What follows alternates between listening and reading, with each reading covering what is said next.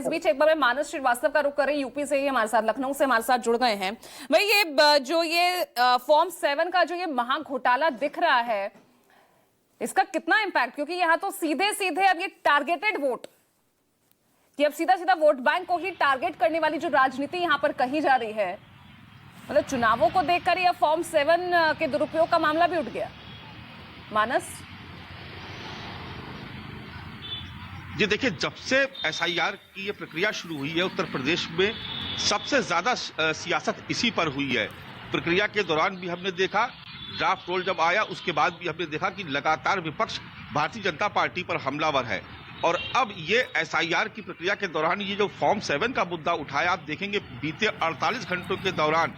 अखिलेश यादव और समाजवादी पार्टी लगातार इस पर सवाल उठा रही है। और न केवल चुनाव आयोग बल्कि भारतीय जनता पार्टी पर भी आरोप लगाए जा रहे हैं कि उनके समाज के वोट काटे जा रहे हैं, पीडीए वोट काटे जा रहे हैं। आप अखिलेश यादव का कल का पूरा प्रेस नोट और उनका ट्वीट और आज का अगर आप देखेंगे उनका जो उन्होंने पोस्ट किया है, उससे बिल्कुल स्पष्ट तौर से ये जाहिर हो रहा है कि वो इस पूरे प्रकरण के लिए भारतीय जनता पार्टी को और चुनाव आयोग को दोषी ठहरा रहे हैं। वीडियो भी उन्होंने पोस्ट किए, 2 अलग अलग वीडियो उन्होंने पोस्ट किए थे, एक कल किया था और एक आज किया उन्होंने। अब आप देखिए कि इस प्रक्रिया के तहत वो ये बताने की कोशिश कर रहे हैं कि उनके पीडीए को कमजोर किया जा रहा है, यानी जो नाम काटे जा रहे हैं वो या तो पिछड़े समाज से आते हैं या दलित वर्ग से आते हैं या फिर मुसलमानों के नाम काटे जा रहे हैं। ये सीधा सीधा आरोप वो लगा रहे हैं। हालांकि देखिए, अब इस पूरे मामले में जांच की भी जरूरत है, क्योंकि कई बार ये भी देखा गया है कि बहुत सारे लोग जो लोकल स्तर पे जो पॉलिटिक्स करते हैं, चाहे वो विधायक के स्तर पर हो या ग्राम प्रधानों के स्तर पर हो या दूसरे बहुत छोटी इकाइयों के स्तर पर, आप देखते हैं इस तरह की चीजें होती हमेशा आती है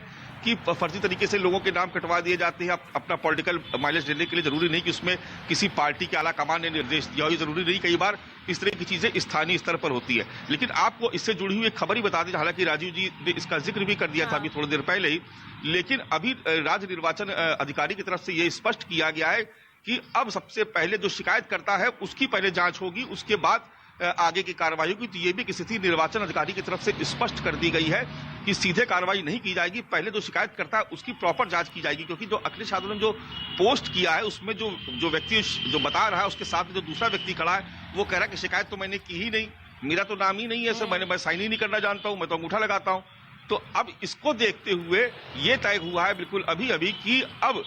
जो शिकायत करता है पहले उसकी पूरी जांच हो जाएगी, उसका आधार, उसका एपिक नंबर, उसका नाम पता, वो कौन है,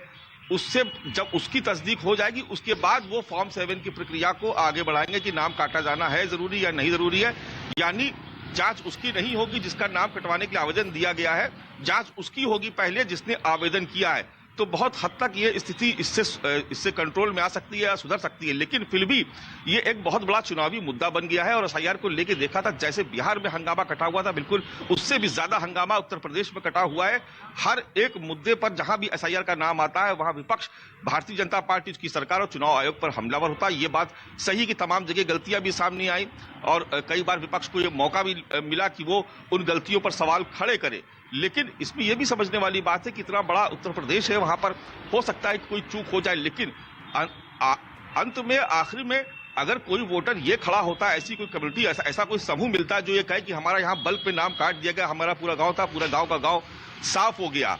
तो ये एक बड़ा सवाल होगा। लेकिन अभी उस तरीके की चीजें सामने नहीं आई, बहुत बड़ा समूह ऐसा कोई सामने नहीं आया, इक्का दुक्का नामों में गलतियां हुई हैं। और ऐसा भी नहीं पूजा कि हमने नहीं देखा, ये भी देखा था हम लोगों ने एसआईआर प्रक्रिया से पहले कि जब ये सब कार्रवाई चल रही थी, एक एक पते पर 500-500 लोगों के नाम दर्ज थे, वो भी हम लोगों ने जाकर के कवर किया महोबा में। तो एक ही गांव में एक ही पते पे 300-300, 400 लोगों के नाम दर्ज थे।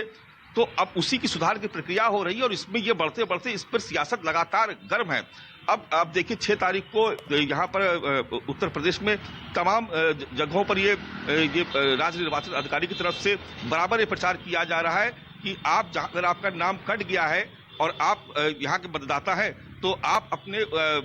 मतदान स्थल पर पहुंचिए, वहां पर आपको बीएलओ और तमाम दूसरे अधिकारी मिलेंगे, आप अपने दस्तावेज लेके जाइए, आप अपने नाम जोड़ सकते हैं। और इसको लेकर के लगातार हर रोज प्रचार भी किया जा रहा है, हर रोज उसकी जानकारी भी दी जा रही है। और बीएलओ से भी कहा गया कि आप